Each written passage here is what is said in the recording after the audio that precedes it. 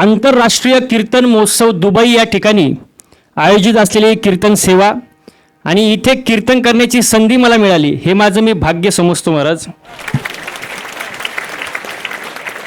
माणसाने अपार कष्टाने दुबई सारख्या या वाळवंटामध्ये नंदनवन फुलवलं, पण संतांनी आपल्या विचारांनी माणसाच्या कोरड्या आयुष्यात भक्तीचा मळा फुलवला. बुर्ज खलिफाची उंची जगाला दिसते, वाक्य नीट आहे का? बुर्ज खलिफाची उंची जगाला दिसते, पण संतांचे जे विचार आहेत ते विचार जगाला दिशा देणारे आहेत. हो, बुर्ज खलिफाची उंची जगाला दिसते महाराज, सगळ्यात उंच इमारत या ठिकाणी आहे, पण संतांचे विचार जो अंमलात आणतो, संतांच्या चरणाशी जो झुकतो, तो जगात उंच होतो महाराज. बघा, दुबईमध्ये if I am not wrong palm Jumeirah नावाचं एक बेट आहे, आयलँड म्हणतात, मराठीत बेट म्हणतात त्याला. बघा, लाटांमध्ये स्थिर राहते, लाटांमध्ये जे स्थिर राहते त्याला बेट म्हणतात. तसं संसाराच्या लाटांमध्ये जो स्थिर राहतो त्याला साधक म्हणतात महाराज. वा, खूप सुंदर आहे महाराज दुबई. या दुबई देशामध्ये आपल्याला कीर्तन करण्याची संधी मिळते महाराज, कीर्तन ऐकण्याची संधी मिळते. खरं भाग्याची गोष्ट आहे महाराज. हो, तो खरा भाग्यवान महाराज असं मला वाटतं. महाराष्ट्रभर आपण कीर्तन करत असतो, देशभर कीर्तन करत असतो. मी 4 राज्यात कार्यक्रम करतो, महाराष्ट्र, कर्नाटक, गुजरात, तेलंगणा. पण दुबई सारख्या देशात कीर्तन करायची संधी मिळाल्यानंतर खरंच खूप आनंद होतो. म्हणून हा अभंग जो आहे तो भाग्यवान माणसाची लक्षणे सांगणारा अभंग आहे. जाणे भक्तीचा जिव्हाळा, तोचे दैवाचा पुतळा. जगामध्ये जाणणारे खूप थोडे आहेत, वाक्य नीट आहे का? जगामध्ये जाणणारे खूप थोडे आहेत, मानणारे त्याच्यानंतर नंबर लागतो, आणि म्हणणारे तर विचारूच नका, ते पावलं पावली भेटतील. पण तुकोबरा म्हणतात, जो भक्तीचा जिव्हाळा जाणतो, ज्याला देवाविषयी जिव्हाळा आहे, तोची दैवाचा पुतळा, तो खरा भाग्यवान आहे महाराज. जगामध्ये 3 प्रकारचे लोक असतात, बघा नीट आहे का? अर्ध शहाणा, पूर्ण शहाणा, आणि तिसरा अति शहाणा किंवा दीड शहाणा. ऐका आता, अर्ध शहाणा म्हणजे काय? ज्याला येतो थोडं पण दाखवतो. वा वा वा, बघा, ज्याला येतो थोडं पण दाखवतो जास्त, तो अर्ध शहाणा. पूर्ण शहाणा म्हणजे काय? जो ऐकतो जास्त, बोलतो कमी, कमी बोलतो, ऐकतो जास्त. ज्ञानी माणसाचं लक्षण आहे. आपलं वारकरी संप्रदाय सांगते की झाडाला जेवढे फळं लागतात तेवढं ते झाड असं वाकत जातं. तसं माणसाला जेवढं ज्ञान होईल तेवढं माणसाने नम्र राहायला पाहिजे. पण इथे लागतो कोण? शहाणा, तो धनी घेतोय ते. आणि तिसरं जे तो दीड शहाणा, अतिशहाणा. आपल्या मराठीत एक म्हण आहे, कोणाला माहिती आहे का? अतिशहाणा त्याचा बैल. वा, अतिशहाणा त्याचा बैल रिकामा. या म्हणीप्रमाणे दीड शहाणा अतिशहाणा असतो. प्रकाराचे 3 तुका म्हणे केले जन. 3 प्रकारचे लोक असतात. पण तुकोबरा म्हणतात, किती जरी शहाणा असला, किती जरी पंडित असला, शास्त्र जरी मुखोद्गत असले, ज्ञानेश्वरी गाथा जरी पाठ असला, पण देवाविषयी जर जिव्हाळा नसेल तर तो ज्ञानी काय कामाचा नाही. आणि कोण हे माझे म्हणा, हो का पंडित शहाणा. पंडित जरी असला, शहाणा जरी असला, जिव्हाळा नाही, त्याला काहीही उपयोग नाही, त्याचा परमार्थ शून्य महाराज. मग परमार्थ करत असताना जिव्हाळ्यासाठी साधन भक्ती आहे. जसं शेताला पाहिजे खत, शेताला काय पाहिजे? घरात पाहिजे एक, वाह वाह वाह, शेताला पाहिजे खत, घरात पाहिजे एक मत. पण आजकाल घरात एक मत होत नाही, घरात एक मत होत नाही महाराज. घरात एकी पाहिजे. ज्या कुटुंबात एकी असते, ज्या घरात एकी असते, त्या घराचं गावात वजन असतं. ज्या गावात एकी असते त्या गावाचं तालुक्यात वजन असतं महाराज. एकीला महत्व आहे. नाहीतर असं मोठं खटलं करतं तुम्हाला, मोठं कुटुंब, असं मोठं खटलं श्रीमंतीनं लुटलं, दागिन्याने नटलं, आणि एक दिवस असं फाटलं, बिन त्यालाच पिटलं. कारण घरात काय नाहीये? घरात काय नाहीये? एक नाहीये. एक मत असणं फार महत्वाचं महाराज. घरात प्रेमाचं वातावरण असावं. कसं असावं? प्रेमाचं. नवरा बायकोनी सुद्धा घरात प्रेमाने राहिलं पाहिजे. घरात वातावरण जर चांगलं असेल तर माणूस खुश राहतो, आनंदी राहतो, आणि तो परमार्थ चांगल्या पद्धतीने करू शकतो महाराज. पती पत्नीत काय झालं? क्षमा करून टाका, क्षमा असावं महाराज. कारण पती पत्नी म्हणजे मोटरसायकल, पुढचं चाक म्हणजे पती आणि मागचं पुढचं नवरा आणि मागचं बायको. पण कधी कधी काय होतं, मागचं चाक थोडं भाव खातं. कारण मागच्या चाकाला असं वाटतं चैन कुठल्या चाकाला आहे. अरे म्हणून मागचं चाक थोडं भाव खातं, पण मागच्या चाकानं भाव खायची गरज का? कारण हँडल पुढच्या चाकाला आहे ना. पुढचं चाक जर खड्ड्यात गेलं तर मागचं खड्ड्यातच जाणार ना गाडी. म्हणून बॅलन्स महत्वाचं आहे. एकमेकांना समजून घ्या, प्रेमाने राहा. याच्या पुढचं एक वाक्य सांगतो, फक्त ध्यान देऊन ऐका. महिला मंडळ, बायको अशी असावी की तिने नवऱ्याकडे कधीच काय मागू नये.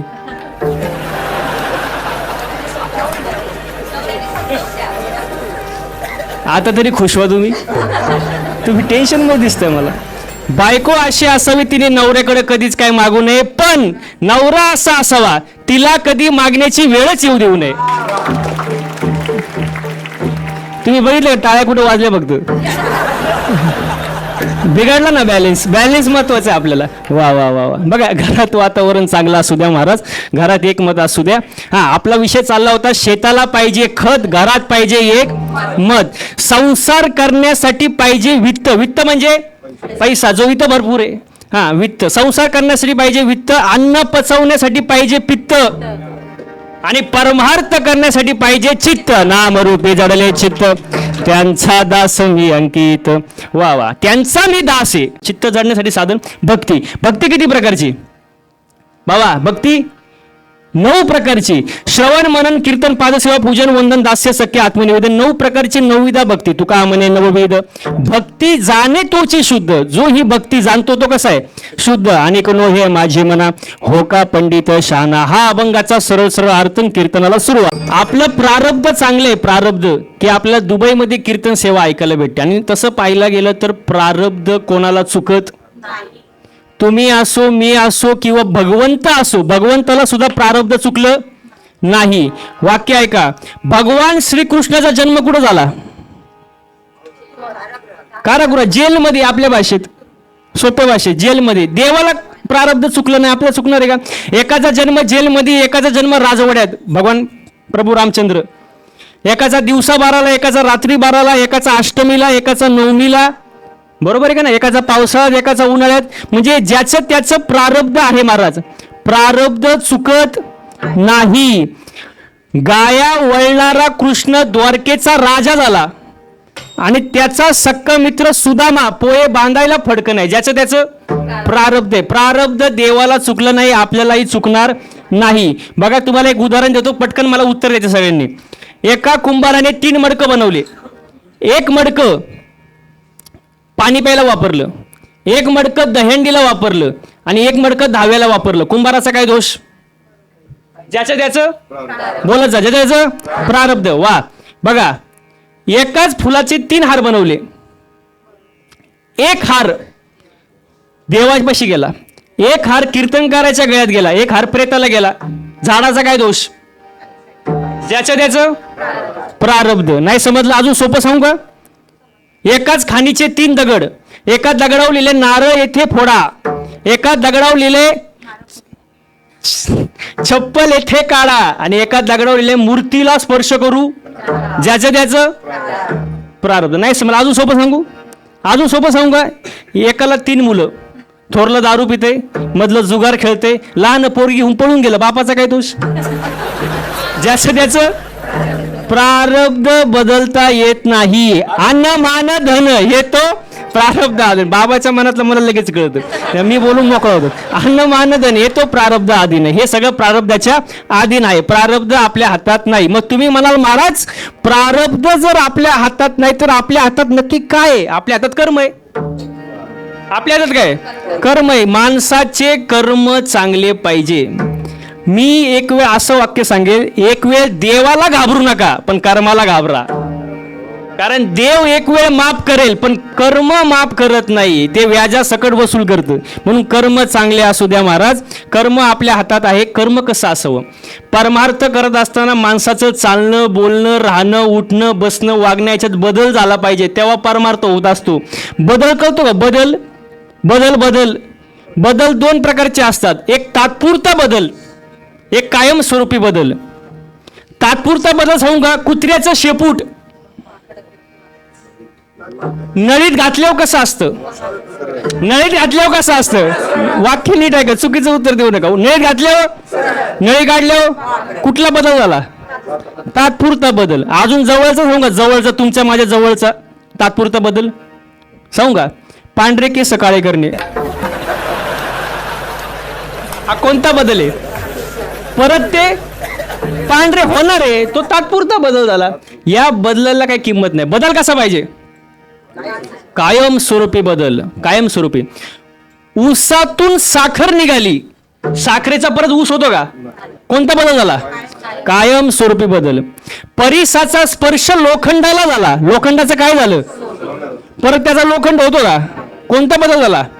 कायमस्वरूपी. दुधापासून लोणी तूप, तुपाचं परत दूध होतं का? कोणता बदल झाला? मग आपल्यात बदल झाला कुठला पाहिजे? कायमस्वरूपी बदल झाला पाहिजे. आणि बदल फक्त भगवंताच्या नामचिंतनाने होतं, भक्तीचा जिव्हाळा जाणल्याने होतं महाराज. बदल होणं फार महत्वाचं आहे. प्रारब्ध आपल्या हातात नाही, पण आपल्या हातात काय आहे? कर्म आहे. कर्म चांगलं पाहिजे. माणसाचं चालणं बोलणं राहणं उठणं बसणं वागणं बदल झाला पाहिजे, तेव्हा परमार्थ होत असतो.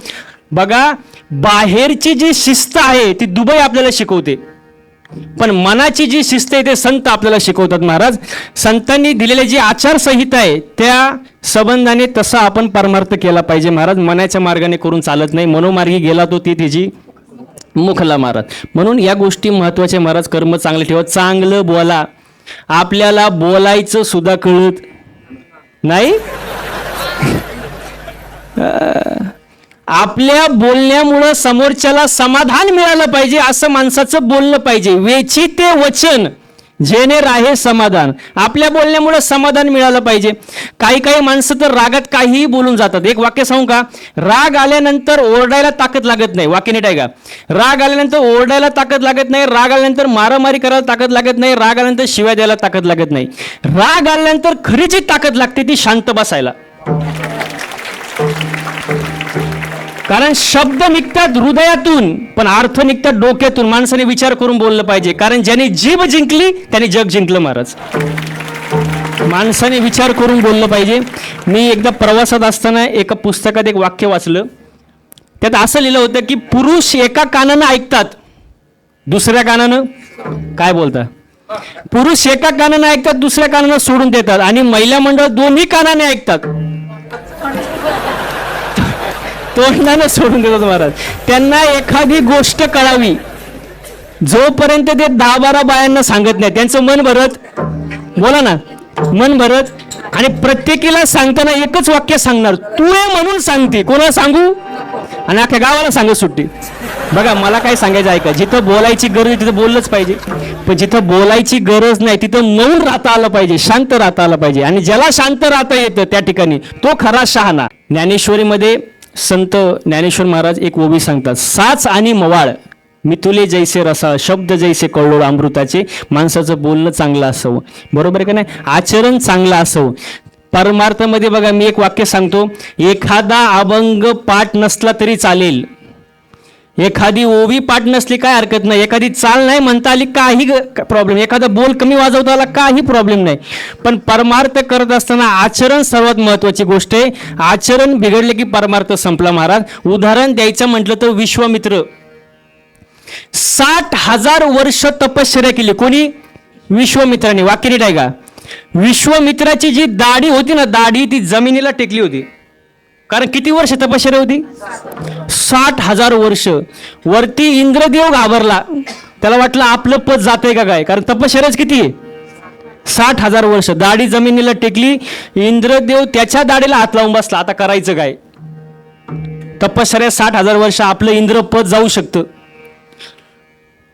पण त्या ठिकाणी इंद्रदेवाजवळ एक नर्तकी आली. नर्तकी समजते ना तुम्हाला? हा, तेवढं तर माहीत असणं. हा, ऐका. नर्तकी त्या ठिकाणी आली. इंद्राला म्हणली, इंद्रा, व्हाय आर यू नर्वस? तू असा नर्वस का दिसतो? इंद्रदेव म्हणला, कॉम्प्लिकेटेड केस. नर्तकी म्हणली, what is the problem? Indradev म्हणला, प्रॉब्लेम इज डेंजरस. झालं काय? 60,000 वर्ष तपश्चर्या झाली विश्वामित्राची, माझं पद जाऊ शकतं, माझी खुर्ची जाऊ, आता करायचं काय? नर्तकी म्हणली, you do not take any tension. Tension घेऊ नको. नर्तकीने पायात चाळ बांधला आणि विश्वामित्रा पुढे जाऊन तो पाय फक्त आपटला. हा डोळेच उघडले ना त्यांनी. कोणी? तपश्चर्या किती होती? नुसतं चाळ बांधलं पाय, डोळेच उघडले ना. तिच्या माग कुत्रा होऊन इंडला. विश्वामित्र तपया खानी कुत्रा होनी इंडेवनी ऐसे बोलले थोर तेथ जीव किती पामर. याचे तुम्हाला सांगायचे की परमार्थ किती झालं म्हणजे आपण मोठा असं नाही. परमार्थ करत असताना आचरण किती योग्य आपलं याचा विचार केला पाहिजे. आचरण बिघडले की सगळं संपलं महाराज. माणसाचं बोलणं चांगलं असावं, वागणं चांगलं असावं. प्रारब्ध आपल्या हातात नाही पण कर्म आपल्या हातात आहे. कर्म चांगलं ठेवा महाराज. माझं माझं करत बसू नका. जेव्हा आपण माझं माझं करतो तेव्हा देव वरती हसत असतो. तो देव म्हणतो सगळा सातबारा तर माझ्या मालकीचा आहे. तुला 70-80 वर्षाच्या करारानं खाली पाठवलंय.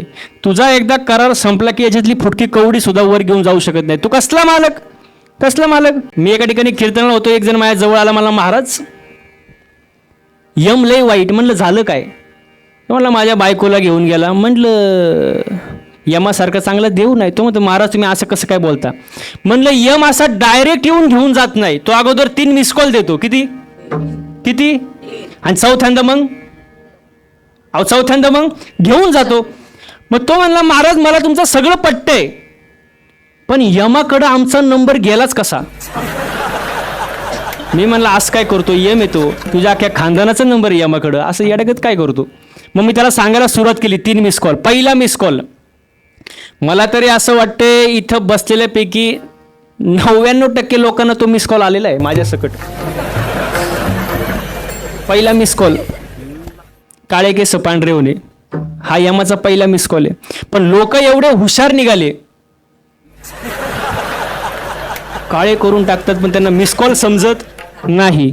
मग यमाने म्हणलं ठीक आहे पहिली भूलचूक माफ, नाही समजलं. दुसरा मिस कॉल दिला यमाने. डोळ्याची पॉवर कमी करून टाकली. थोडं कमी दिसायला लागलं. लोक त्याच्यापेक्षा हुशार. डोळे तपासून चष्मा घातला. आता तर लेन्स आहे, ऑपरेशन आहे, लेझर ट्रीटमेंट आहे, सगळं होतं. पण त्यांना यमाचा मिस कॉल समजला की आपल्याला आता समजलं नाही महाराज. मग यम म्हणला आता शेवटचा चान्स, शेवटचा मिस कॉल. पुढचे 2-3 दात पाडून टाकले. लोक त्याच्यापेक्षा हुशार. काय म्हणतात तुमच्याकडं? कवळी. हा कवळी बसवली पण यमाचा मिस कॉल काय समजला नाही. मग यम म्हणला आता बास झालं. मिस कॉल किती वेळ खेळायचा? आता मिस कॉल नको, व्हॉट्सअप नको, इंस्टाग्राम नको, मेल नको, टेक्स्ट मेसेज नको, काही नको. Direct receive call. आणि तो कॉल आल्यावर उचलावा लागतो. त्याला कट करायला ऑप्शन नाही महाराज. तो यमाचा कॉल आहे महाराज. म्हणून जीवनामध्ये कोणती वेळ कशी येईल आपण सांगू शकत नाही. कोण दिवस येईल कैसा नाही देहाचा भरवसा. आता शेवटचे 5-10 मिनिटं घेतो, जास्त वेळ घेणार नाही साहेब. ऐका फक्त बोलत जा. माझं नाव काय? बोला मोकळ्या मनानं बोला. नाही नाव फक्त काय? वैभव. आता ऐका मी जन्माला आलो मला नाव. हा बोला पटकन आपला वेळ नाही. नव्हतं. माझ्या आईला वाटलं नाव काय ठेवावं? वैभव. म्हणून काय ठेवलं? वैभव. आता बघा त्याला ओवी उपजल्या बालकाचे नाम नाही त्यापाशी ठेवल्या नावाशी होते तुटे. आता ऐका मग माझं नाव वैभव, मी ते नाव घेऊन आलो नाही, ते नाव माझं नाही, ते नाव मला आई वडिलांनी दिलं. मग जे माझं नाहीच, जे मी घेऊन आलो नाही ते नाव खरं का खोटं?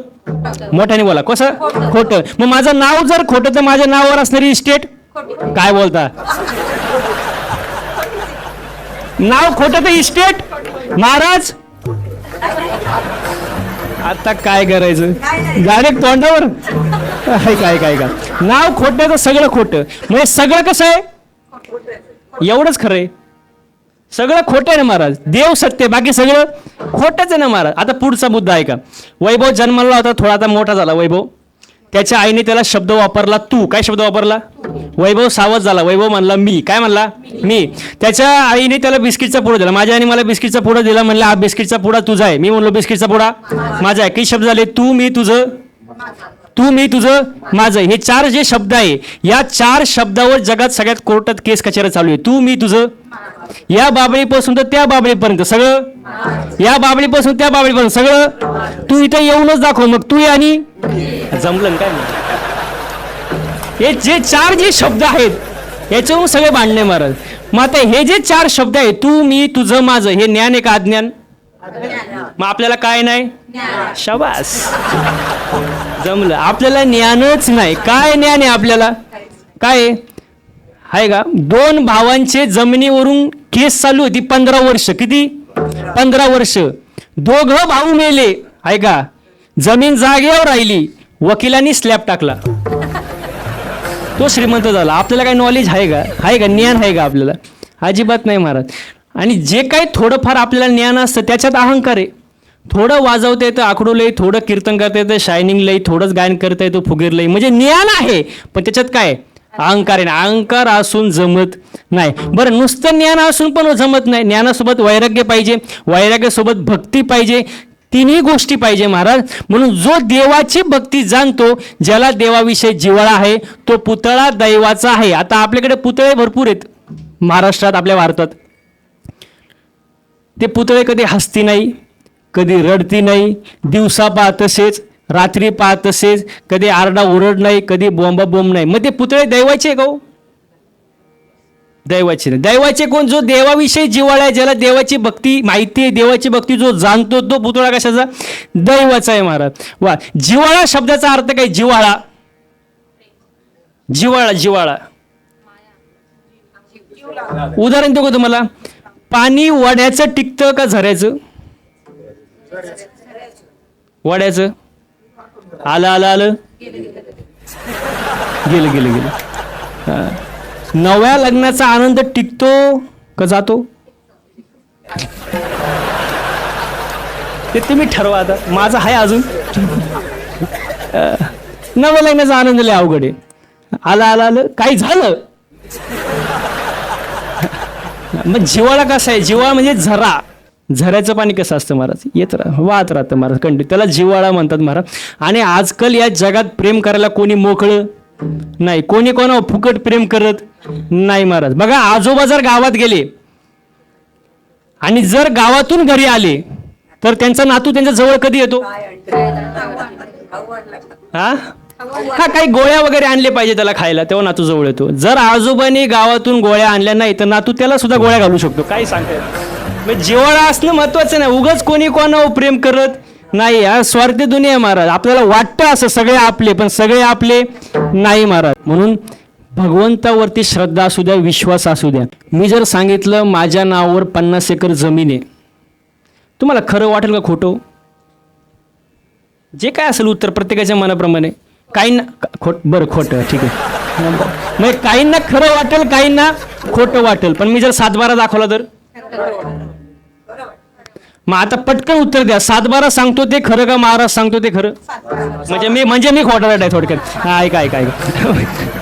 म्हणजे विश्वास कशावर तुमचा? 7-12वर. महाराज काही सांगू शकतो, पण 7-12 सांगतो ते खरं. मग परमार्थामध्ये सुद्धा महाराज बघायचा का 7-12? आपल्यासाठी 7-12 तुकोबारांची गाथा, माऊलींची ज्ञानेश्वरी, एकनाथ महाराजांचं, हे काय आहे आपल्यासाठी? 7-12 आहे. महाराज कीर्तनात 2 तास सांगतो, ठीक आहे, पण घरी जाऊन आपण उचकलं पाहिजे ना, महाराज नक्की काय सांगतोय, खरं सांगतोय का खोटं सांगतोय?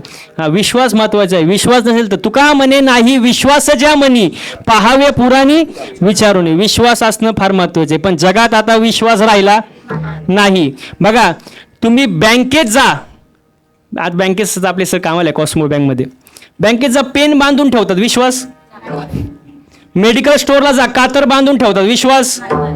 पानपोईला जा, ग्लास बांधून ठेवतात, विश्वास. बायका नवऱ्याला बांधून ठेवतात, विश्वास. विश्वास नाही महाराज, आजकाल लय अवघड आहे. विश्वास नाही, विश्वास पाहिजे महाराज, विश्वास. बघा, ज्ञान, धन आणि विश्वास या तिघांची घट्ट मैत्री. पण काही कालांतराने त्यांना वेगळं व्हावं लागतं. कोणाला? ज्ञान, धन आणि विश्वास, तिघांची घट्ट मैत्री. काही कालांतराने त्यांना वेगळं व्हावं लागतं. मग सगळेजण एकत्र येतात, म्हणतात भविष्यात जर आपल्याला एकमेकांना भेटायचं असेल तर कुठं भेटायचं? ज्ञान म्हणतो बाबा आपण एखाद्या मोठ्या विद्यालयात तुम्हाला सापडू शकतो, तिथं तुम्ही मला भेटू शकता येऊन, ठीक आहे. धन म्हणतो मी एखाद्या श्रीमंताच्या घरी तुम्हाला सापडू शकतो, तिथे येऊन तुम्ही मला भेटू शकता. दोघं जण विश्वासाला म्हणतात तुला कुठं भेटायचं? आम्हाला जर वाटलं तुला भेटायचं, कुठं भेटायचं? विश्वास काय बोला नाहीच हो. यांनी 2-4 वेळा विचारलं, अरे कुठं भेटायचं? विश्वास काय बोला नाहीच. मग भरपूर आग्रह झाला आणि विश्वास फक्त एकच वाक्य बोलला, या दोघांच्या डोक्याला मुंग्या आल्या. विश्वास म्हणला, जर मी एकदा गेलो परत कधी आयुष्यात येणार, म्हणून कधी कोणाचा विश्वास तोडू नका महाराज. विश्वास जपायला शिका. जीवनात येऊन विश्वास लय महत्वाचा आहे. म्हणून आजच्या अभंगामध्ये शेवटचा मुद्दा 1-2 मिनिटात मी कार्यक्रम आपला संपवतो. ऐका. भक्तीचा जिव्हाळा जाणं. जो देवाची भक्ती जाणतो तो पुतळा कशाचा आहे? दैवाचा आहे महाराज. दुसरी गोष्ट, किती ज्ञानी असू द्या, पंडित असू द्या, शास्त्र मुखोद्गत असू द्या, वेदांत वाचस्पती असू द्या, समाज प्रबोधनकार असू द्या, शिवचरित्रकार असू द्या, भागवतकार असू द्या, रामायणकार असू द्या, कोणीही असू द्या, जिव्हाळा नाही, आचरण बिघडलं, सगळं संपलं. आणि कोण हे माझे म्हणा हो का पंडित शहाणा. मग त्यासाठी साधन काय आहे? भक्ती करण्यासाठी चित्त पाहिजे. नामरूपी जडले चित्तन, त्यांचा दास मी अंकित. आणि भक्ती 9 प्रकारचे: श्रवण, मनन, कीर्तन, पादसेवा, पूजन, वंदन, दास आत्मनिवेदन. 9 प्रकारची नविदा भक्ती. ही भक्ती जो जाणतो तो खरा शुद्ध आहे. झालेली सेवा तुमच्या जनता जरा तुमच्या चरणी अर्पण करतो. सेवेला पूर्ण विराम देतो. धन्यवाद धन्यवाद धन्यवाद धन्यवाद. या प्रवचना कीर्तनात आपल्याला कळलं असेल विचाराची श्रीमंती काय असते. ती ही विचाराची श्रीमंती आहे. आणि भक्ती जे महाराजांनी आता आपल्याला भक्ती आणि जीवनाबद्दल सांगितलं, हे विचाराच्या श्रीमंतीतनं आलेलं आहे की जसं आईसी भक्ती देगा देवा विसरणं पडे या देहा. तर युवा प्रबोधनकार म्हणून त्यांचं जे नाव आपण ऐकलं होतं त्याची प्रचिती आज आपण घेतलेली आहे. आणि ह्या सगळ्या संतांच्या बोलण्यातनं विचाराची उंची दिसते. या ठिकाणी वैभव महाराजांचं एक मला वाक्य खूप आवडलं. त्याचं आहे की उंच उंच शोभेची झाडं होऊन उन्हामध्ये तडफडत बसण्यापेक्षा, उंच उंच शोभेची झाडे होऊन उन्हात तडफडण्यापेक्षा फळा आणि फुलांनी लदलेल्या एखाद्या नम्र वृक्षासारखे जगा आणि जमिनीशी जोडलेले राहा. खूप खूप धन्यवाद. आणि मला असं वाटतं की युवकांच्या मनामध्ये ही युवा ज्योत आपण पेटवलेली, याबद्दल आपलं खूप खूप मनापासून अभिनंदन. आणि आपल्या जीवनामध्ये जी वैचारिक क्रांती आपण करतो या प्रवचनाच्या कीर्तनाच्या मदती अशीच पुढत राहू. आणि या ठिकाणी आपलं खूप खूप मनापासून धन्यवाद साहेब.